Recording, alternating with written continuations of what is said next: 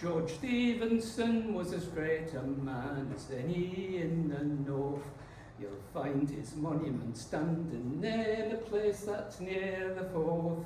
He was a poor body's bane, and he used to drive a gin, and at neat he'd mend the neighbours' shoes, still he bred to win.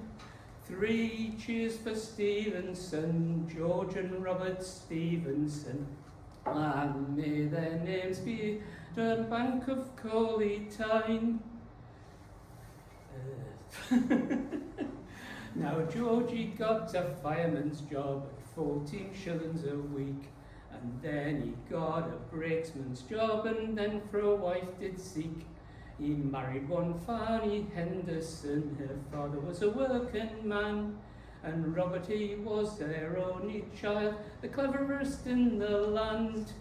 3 cheers for Stephenson, George and Robert Stephenson, land may their names be heard on the banks of Coley Tyne. You should have seen their little thatch house down by Walham Wagon Way. The balls was covered up with cloth, and the floor was now put clay. There was 3 glass panes for windows, and the rest was made of wood.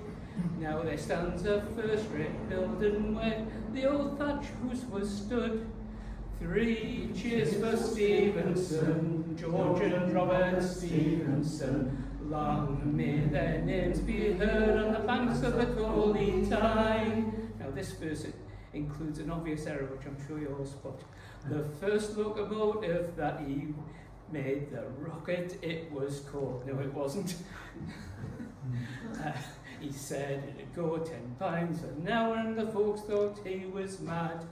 Them days there were nae iron rails, and the wagon ways were wood.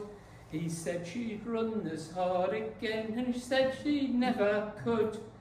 3 cheers for Stephenson, George and Robert Stephenson, lang may their names be heard on the banks of Coley Tyne.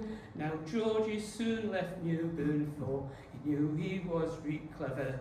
He shifted down to Willerton Quay, that's 10 miles down the river.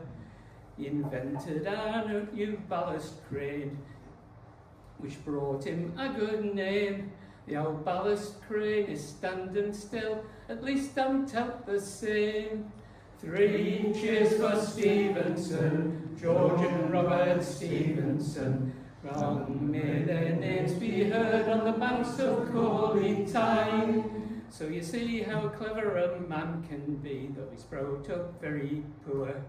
And Robert, he was the cleverest man that ever lived, I'm sure. So think on what I tell you, lads, and always keep it in mind, and try and be a Stephenson, the cleverest man on time.